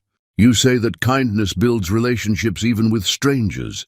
So why doesn't it count with him?" Melanie felt cornered by her own teachings, by the values she'd instilled in her daughters, now being used to question the boundaries she'd established. "This situation is more complicated than you both understand. Sometimes adult relationships have histories that make simple connections impossible." "Did he hurt you?" Riley asked suddenly, her face serious. "Is that why you don't want us to know him?" The direct question stole Melanie's breath. She'd known this moment would arrive eventually, but preparation didn't make it easier. She couldn't lie to her daughters, had never made lying part of their relationship, but she also wasn't ready to explain everything that had happened 7 years ago. "He made mistakes that hurt me very much," Melanie admitted slowly. "Before you were born. That's why we keep distance between our families." "But people can change," Kylie said softly.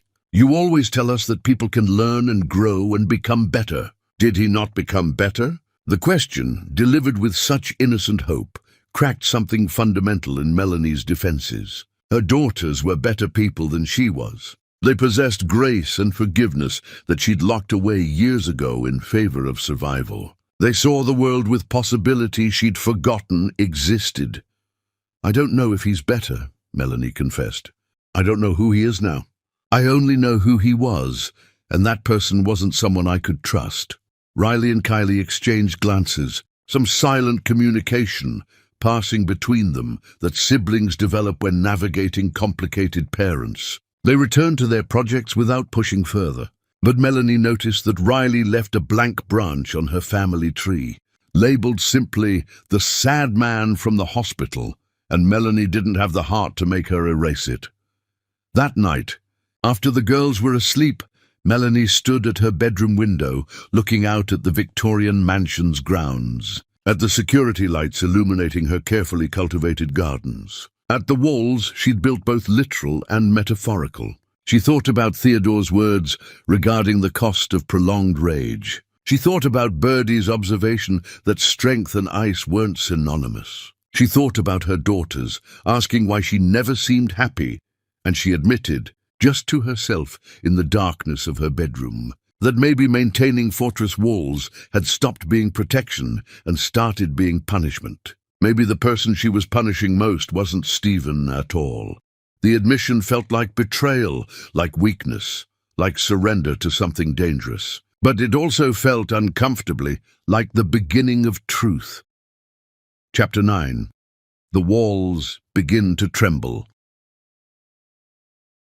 Theodore, Lensing's dinner invitation, arrived during a week when Melanie felt her foundations shifting in ways she couldn't quite articulate.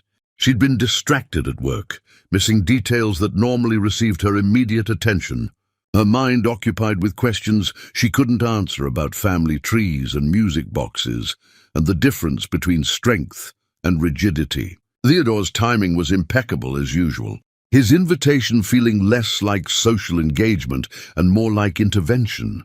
His home was familiar territory by now, a sprawling house in an older neighborhood where trees were mature and houses were substantial. His late wife's presence remained in the decor, her taste evident in the artwork and furniture, her memory honored rather than erased. Theodore had loved her fiercely, had almost lost her, had rebuilt himself into someone worthy of her forgiveness. Melanie knew the story because he'd shared it during previous dinners. His openness about failure and recovery, unusual in men of his generation.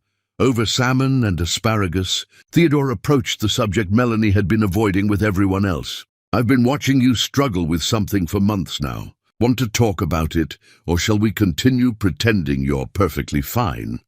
Melanie smiled despite herself. Theodore's directness was refreshing in its lack of pretense. "I'm not sure how to articulate what I'm struggling with. Try," he encouraged. "I've got nowhere to be, and I'm an excellent listener." So Melanie told him about Riley's family tree project, about the music boxes and their haunting melody, about seeing Stephen transformed into someone unrecognizable from the man who'd destroyed her, about her daughters asking why she never seemed happy, about feeling like the walls she'd built for protection had become her prison. Theodore listened without interrupting, his expression thoughtful and non-judgmental. When she finished, he poured them both more wine and settled back in his chair. "You know, I destroyed my marriage," he said, not quite a question. "I've mentioned it before, but I don't think I've told you the full story." Melanie waited, sensing this was important. "I had an affair," Theodore continued bluntly. "Long-term, not just a momentary mistake. I betrayed my wife systematically for nearly 2 years. When she discovered it, she could have destroyed me. Certainly she could have left me, and everyone would have supported her decision. Instead, she gave me a choice. Either commit completely to rebuilding our marriage through genuine change, or admit I was unwilling to do the work and let her move on." "What did you do?" Melanie asked. "I chose the hard path. Individual therapy, couples counseling, complete transparency about my life and whereabouts. Years of proving through actions that I'd fundamentally changed. It was excruciating and humbling and the most important work I've ever done." Theodore's eyes grew distant with memory. "The marriage we built after betrayal was stronger than what existed before, because it was based on truth instead of assumptions. My wife became my best friend in ways she hadn't been when we were younger, and taking each other for granted." "But Stephen didn't just betray me," Melanie protested. He eviscerated me. He threw me away while pregnant. He called me unspeakable things. That's not the same as infidelity. You're right, Theodore agreed. It's not the same. What he did was arguably worse. But here's the question that matters. Is he doing the work? Is he demonstrating through sustained action over years that he's become someone different? Not just apologizing, not just feeling guilty, but actually transforming. Melanie considered the question seriously. Stephen had sold his family legacy, enrolled in social work school, dedicated himself to service, maintained respectful distance despite clearly desperate to be closer, written articles about accountability and change, transformed his appearance and lifestyle and entire social circle. Yes, she admitted slowly, he seems to be genuinely different. Then the question isn't whether he deserves forgiveness, Theodore continued. The question is whether you deserve to move past the trauma of what happened. Whether carrying that rage for the rest of your life serves you or destroys you. Whether your daughters benefit from watching their mother live in permanent defensive crouch. Forgiveness feels like betraying myself, Melanie confessed. Like saying what he did was acceptable. Forgiveness isn't about condoning past actions, Theodore corrected gently. It's about releasing yourself from the obligation to keep punishing someone. It's choosing your own peace over their continued suffering. It's decidedly selfish, actually, which is why it's so powerful. The words settled into Melanie's consciousness like seeds, requiring time to germinate. She drove home processing the conversation, pulling into her driveway to find Riley and Kylie still awake, despite the late hour, peering out their bedroom window. "Mom!" Riley called as Melanie entered the house. "There's someone at the gate." Melanie's protective instincts flared immediately. She checked her security system and saw a figure standing just outside her property's entrance, illuminated by motion-activated lights. Stephen. Of course it was Stephen. "Stay inside," she instructed the girls, pulling on a jacket and walking down her long driveway to confront him. He stood in pouring rain, completely soaked, his hands shoved in his pockets. His expression carrying such raw desperation that it stopped Melanie several feet away. They stared at each other across the boundary marked by her gate, rain streaming between them, years of history and hurt creating distance more substantial than any physical barrier. "I'm leaving," Stephen said, his voice barely audible over the rain. "I'm moving away, Montana. There's a program there for the foundation I'm involved with, and I'll be running their rural outreach. I came to tell you that I'm done watching from parking lots, done existing in your periphery like some pathetic ghost, done hoping for something I know I'll never have." Melanie crossed her arms against the cold, uncertain why this announcement made her chest tighten painfully. "I need you to know something before I go," Stephen continued, words tumbling out like he'd been rehearsing them for weeks. "I don't expect your forgiveness. I don't deserve it. What I did to you was unforgivable. But I need you to understand that I've spent 7 years learning to live with what I destroyed. 7 years becoming someone who would never do that again. Not to manipulate you or earn anything from you, but because being that person was killing me." "Why are you telling me this?" Melanie asked. "Because you deserve to know that Riley and Kylie saved more than my life," Stephen replied. "They saved the possibility that I could become someone worth saving. They're the most incredible human beings I've ever been connected to, and I'll spend the rest of my life grateful I got to meet them once, even briefly." Rain plastered his hair to his skull, streamed down his face, mixing with what might have been tears. He looked wrecked and sincere, and nothing like the arrogant man who'd destroyed her 7 years ago. "I see you sometimes," Stephen continued. "From a distance.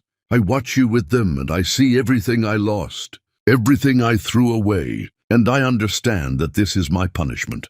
Knowing they exist, knowing they're magnificent, knowing I'll never be part of their lives because I didn't believe in them when it mattered." "You're right," Melanie said, her voice harder than she intended. "You won't be part of their lives. You signed documents. You made agreements. That doesn't change just because you've spent years feeling sorry for yourself. I know, Stephen agreed immediately. I'm not here asking for anything. I'm here saying goodbye. And I'm here apologizing one final time for ruining the best thing that ever happened to me. You were remarkable then, and you're extraordinary now. And I was too stupid and weak to recognize it when I had the chance. He turned to leave, and Melanie surprised herself by calling out, "Wait." Stephen stopped, turned back, hope and dread warring across his features. Melanie stood in the rain, her mind racing through calculations and consequences, feeling the fortress she'd built beginning to crack in ways that terrified her. She thought about her daughters asking why she never seemed happy. She thought about Theodore's words about choosing peace over punishment. She thought about Birdie saying that softness wasn't weakness. "Don't move to Montana," she heard herself say, the words emerging before conscious decision. "Or do move to Montana. I don't care. But if you want to know Riley and Kylie, if you genuinely want to be part of their lives, then you'll earn it slowly over years, with no promises and no guarantees." Stephen stared at her like she'd spoken in a language he didn't recognize. "What are you saying?"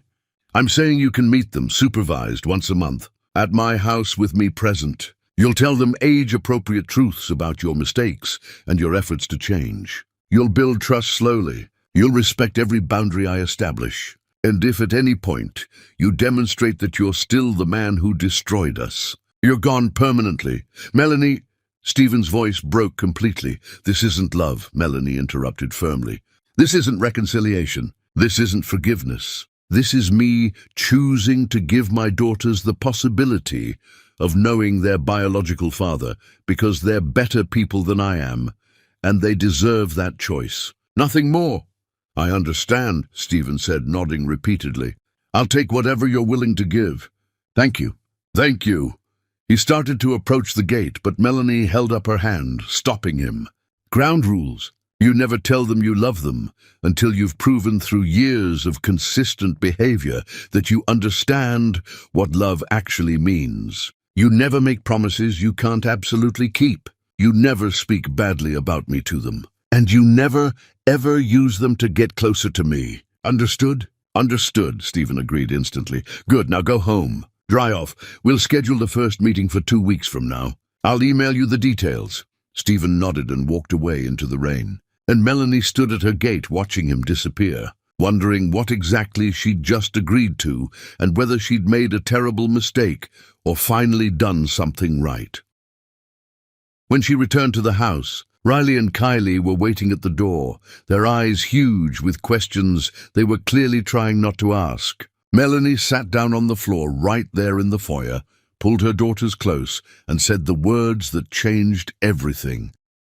"That man at the gate is someone who made very big mistakes a long time ago. He hurt me badly before you were born, but he's spent years trying to become better, and I think maybe he's earned a chance to meet you both properly. Not as the sick man you helped, but as someone who wants to know you." "Who is he?" Kylie asked, her perception cutting straight to the core.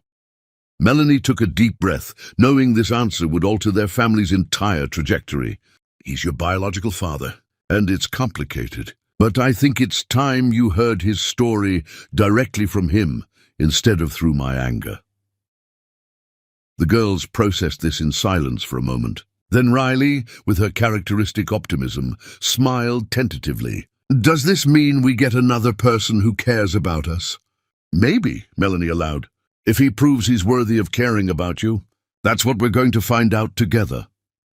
She held her daughters in the foyer, rain still echoing outside, and felt something fundamental shifting in her chest. The fortress walls were cracking, light seeping through fractures she'd kept sealed for years. It was terrifying and liberating simultaneously. The sensation of letting go of a weight she'd grown so accustomed to carrying that she'd forgotten it was optional. Chapter 10, The Love That Survives Everything. Stephen's first supervised visit occurred on a Saturday morning, with autumn sunlight streaming through Melanie's Victorian mansion windows.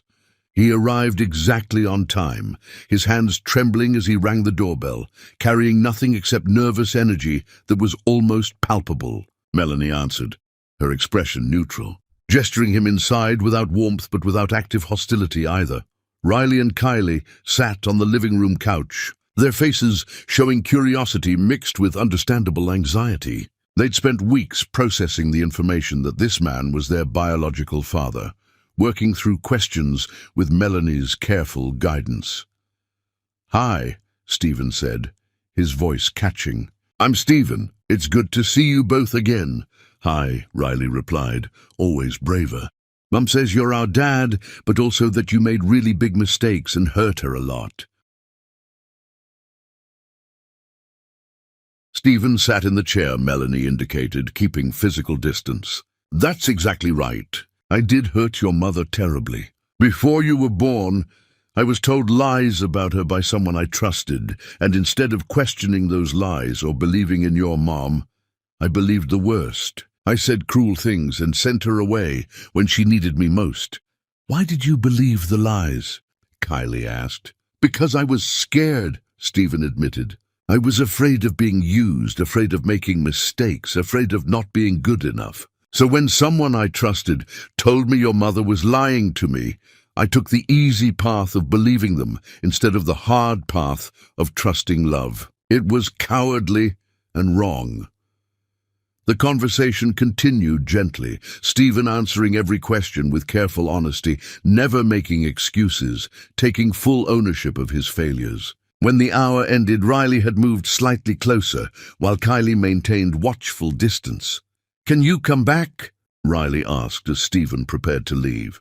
"If your mother allows it, I'd like that very much," Stephen replied, looking to Melanie for confirmation. Melanie nodded. "Same time next month." The visits continued through seasons. Slowly, incrementally, Stephen built trust through consistency and honesty. He brought books about families and mistakes and forgiveness. He answered questions about his childhood and current work. He listened far more than he spoke, learning about Riley's love of drawing and Kylie's fascination with science. Melanie watched from her position as guardian and gatekeeper, maintaining boundaries while allowing connection. She saw Stephen gentle with her daughters in ways that created cognitive dissonance with memories of his cruelty. Then, 14 months after the first visit, everything shattered. Riley came home from school crying, clutching a card she wouldn't show Melanie initially. When Melanie finally coaxed it from her daughter's hands, fury detonated in her chest. The card was expensive stationery, the handwriting elegant and unmistakable. "My dear granddaughters," it read, "I'm your father's mother, Constance Gibbs.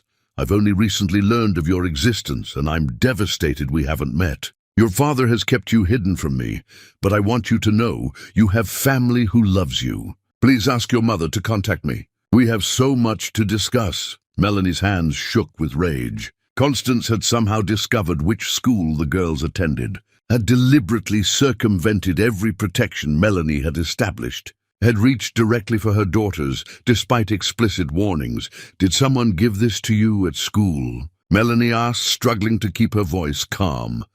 "A lady was waiting by the gate," Riley explained through tears. "She said she was our grandmother, and that she'd been looking for us for years. She seemed nice at first, but then she said things about you that made Kylie upset."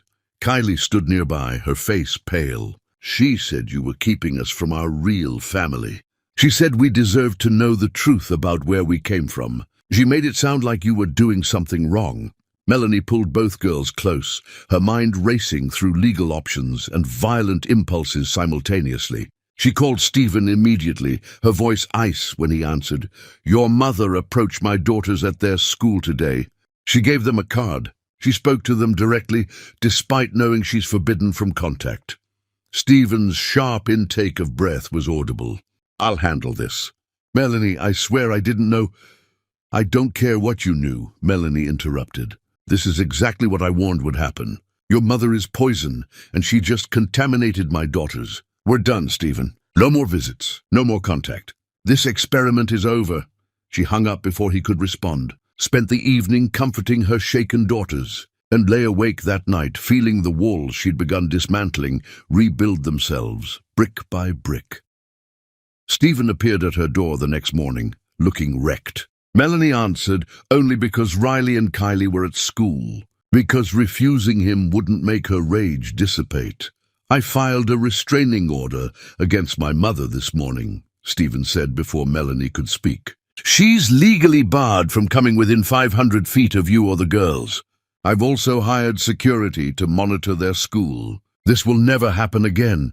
You can't guarantee that, Melanie replied coldly. Your mother has resources and determination and decades of experience manipulating situations. She'll find other ways. Then I'll block every single one, Stephen insisted. Melanie, I've cut her completely out of my life. I haven't spoken to her in over a year. I don't know how she found out about Riley and Kylie's school, but I will discover who told her and eliminate that source. It doesn't matter, Melanie said, exhaustion replacing fury. This is who your family is, toxic and invasive and incapable of respecting boundaries. I was foolish to think we could navigate this safely. My mother is not my family, Stephen countered. Riley and Kylie are my family. You are my family, whether you want to be or not. My mother is a woman I share DNA with, who I've spent years trying to escape. Melanie looked at him, seeing desperation and sincerity warring in his expression. Part of her wanted to slam the door and rebuild every wall. But another part, the part that had been slowly healing, recognized that Stephen hadn't betrayed her trust. His mother had. The girls are terrified, she said finally. Riley cried herself to sleep. Kylie asked me if we have to move to a new city to be safe. You did this, Stephen. Not directly, but by existing, by being connected to that woman, you brought danger to my daughters. I know, Stephen said, his voice breaking. And if the only way to protect them is for me to disappear, I will. But please, let me prove that I can keep them safe from her. Let me show you that my transformation includes protecting what matters from the damage my family causes. Melanie stood in her doorway, every instinct screaming to choose safety over possibility, to choose walls over vulnerability. But Riley's question from months ago echoed in her mind. Don't people change? One more chance, she said finally. But if your mother comes anywhere near my daughters again, if she makes any attempt at contact through any means, you're gone permanently. Understood? Understood, Stephen agreed immediately. The crisis didn't resolve cleanly.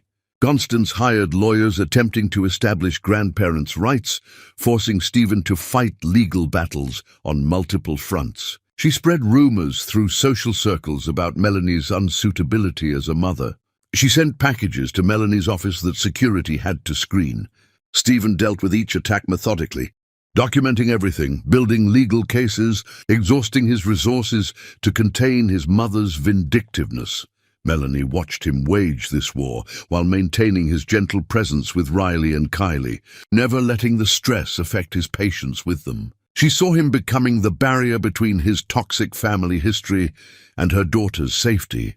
Slowly, over many more months, trust rebuilt. Not easily, not quickly. Melanie had moments where panic would seize her, where she'd want to cancel visits and retreat. But Stephen remained steady, remained consistent, remained exactly who he'd promised to become.